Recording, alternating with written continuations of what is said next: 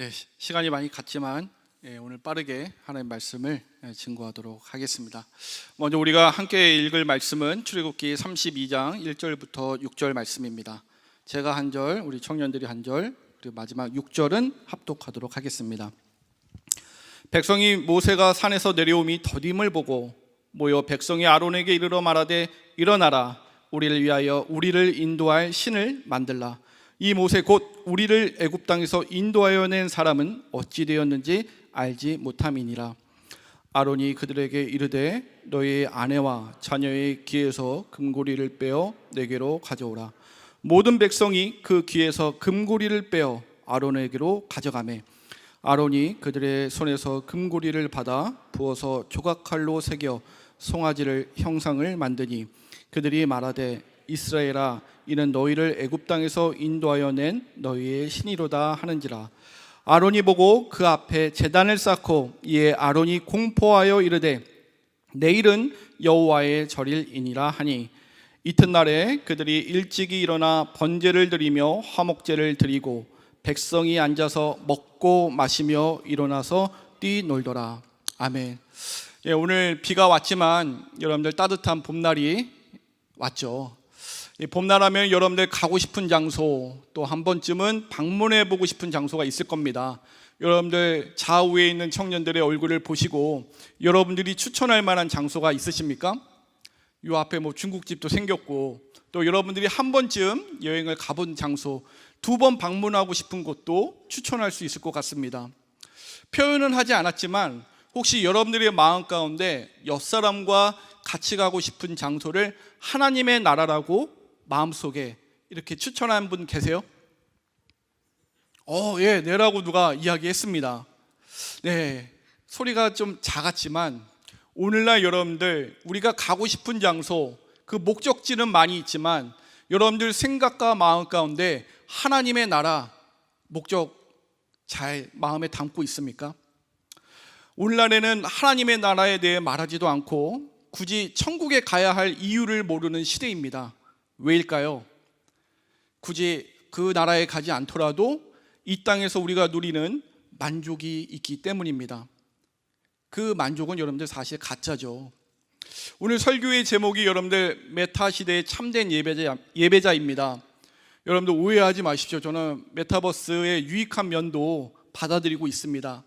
그런데 여러분들 이 메타라고 하는 단어가 헬라어예요. 여러 의미들이 있습니다. 여러분 신약성경 마태복음 1장 12절과 23절에도 메타라고 하는 단어가 쓰였어요. 어떤 의미로 쓰였냐면 뭐뭐 후에 뭐뭐와 함께라고 하는 의미를 가지고 쓰였습니다. 그런데 오늘날 교회 밖에서 이 메타라고 하는 단어가 여러분들 어떤 의미로 사용이 됩니까? 초월과 또 가상을 뜻하는 단어로 사용이 되죠. 그래서 유니버스라 단어와 합성어가 돼서 메타버스, 어떤 의미입니까?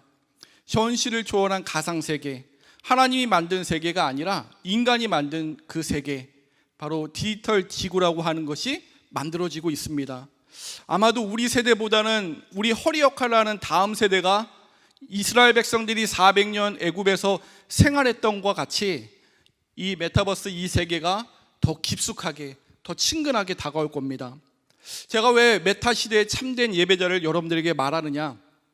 오늘 이스라엘 백성들이 멈춰 서 있습니다. 영적으로 멈춰 있어요. 이유는 단 하나입니다. 예배 때문에 멈춰 있습니다. 오늘 시간이 부족할 것 같아서 어젯밤에 표로 만들어서 로드컴에 보냈습니다. 표 준비되어 있을까요? 오늘 우리가 보는 본문이 사실 32장부터 34장까지지만 간략하게 말씀드리면 여러분들 한번 생각해 보셨습니까? 애굽에서 출발하여 하나님이 약속하신, 언약으로 말씀하신 약속의 땅 가나안에 들어가야 되는데 왜 이스라엘 백성들의 금송아지 사건을 하나님께서 언급하시며 긴 장 32장부터 34장까지 이 망가진 모습을 하나님이 왜 비추어 말씀하셨을까? 1장부터 18장은 400년 애굽 생활 가운데 노예에서 건져내신 하나님의 구속, 제가 잘 쓰는 단어입니다. 근데 하나님의 구속이 표현되어 있습니다. 하나님의 일방적인 은혜, 그 언약 가운데 끄집어내신 거죠.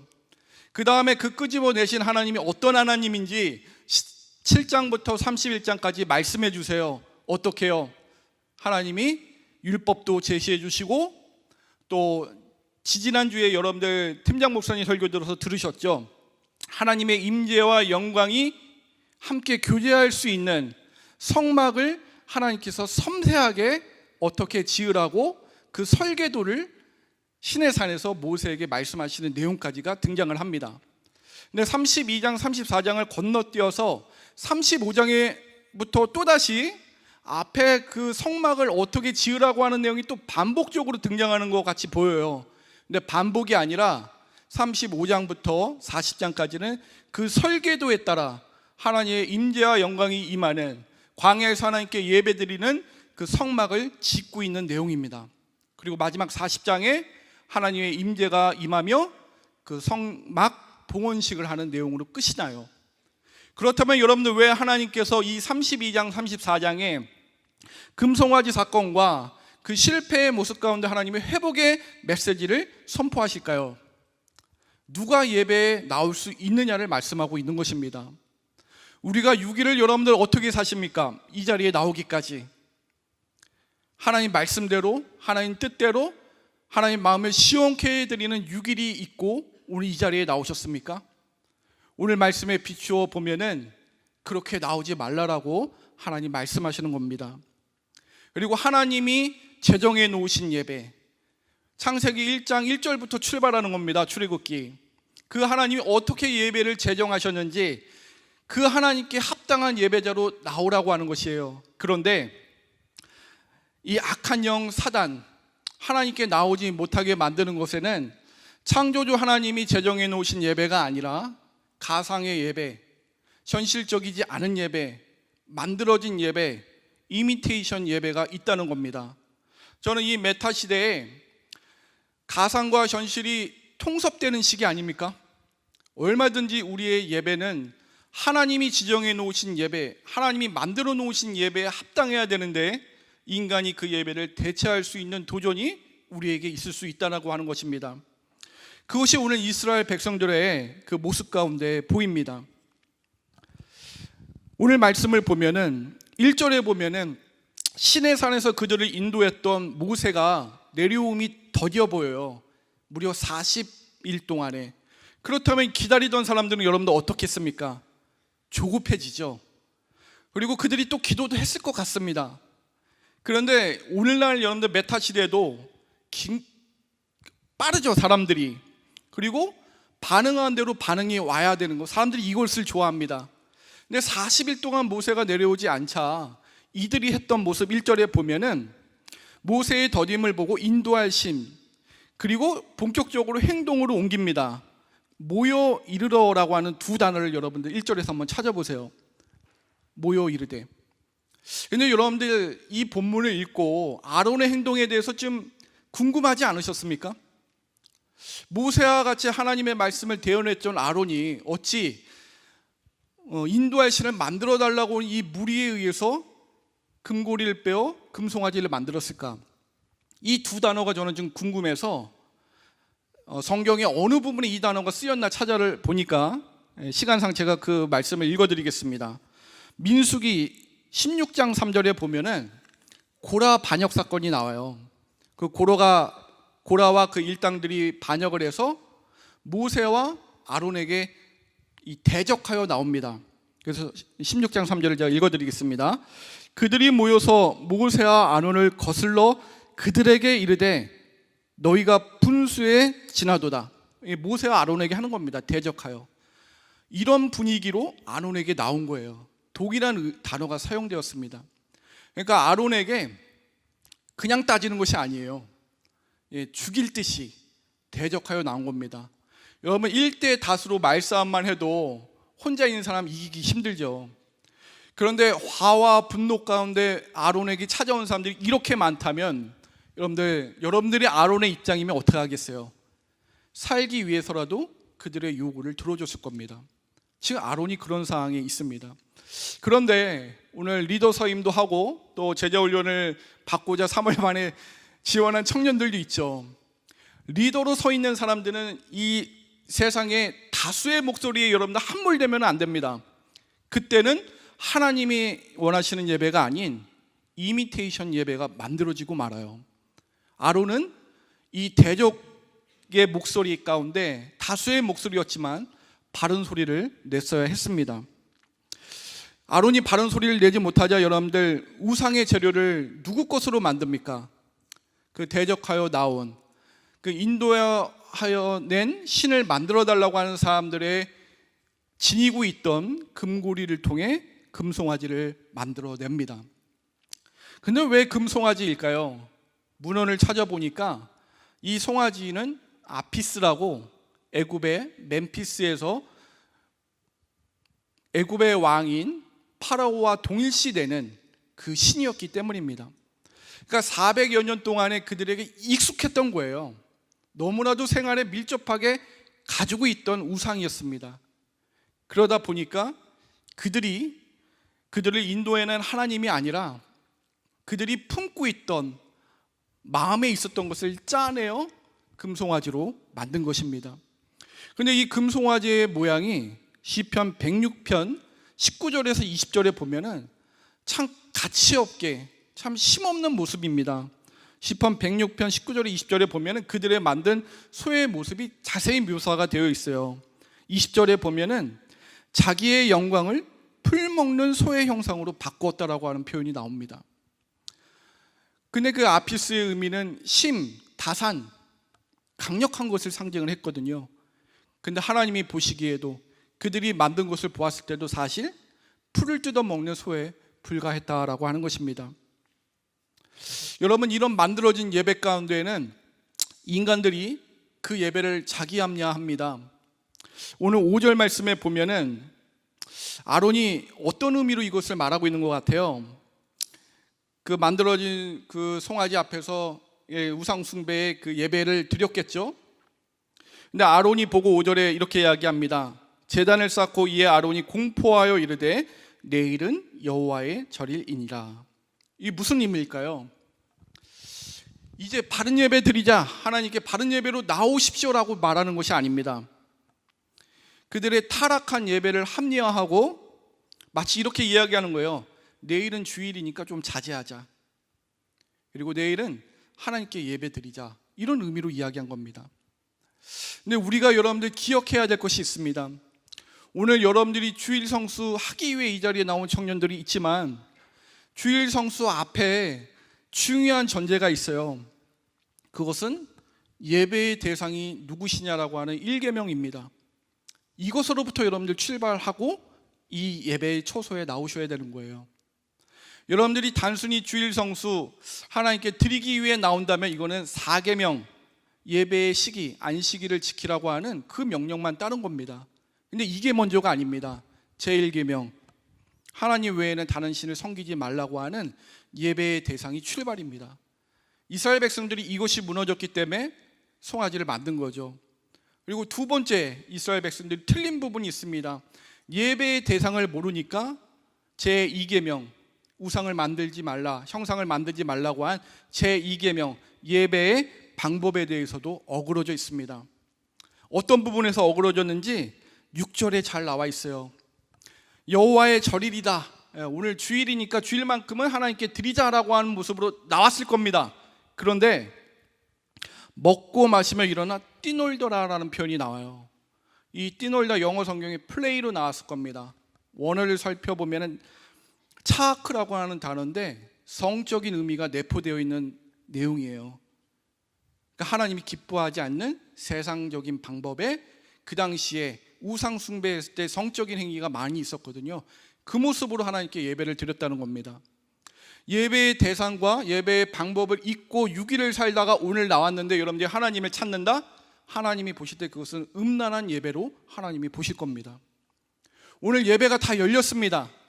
많이 모이는 것도 중요해요. 그런데 우리가 만들어낸, 우리가 이미테이션으로 만들어낸 하나님, 우리가 만들어낸 예배의 방법이 아니라 그 대상과 방법이 먼저이고 하나님이 말씀하신 방법대로 제3계명 그 예배의 태도, 하나님의 이름을 망령되이 일컫지 않는 모습으로 이 자리에 나오는 것이 하나님 보시기에 합당한 예배가 됩니다.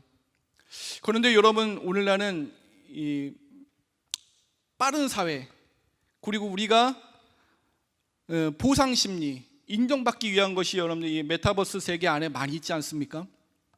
저도 SNS를 좋아하고 SNS를 통해 이렇게 교류하는 걸 좋아하는데, 거기에 함몰되지 않으려고 해요.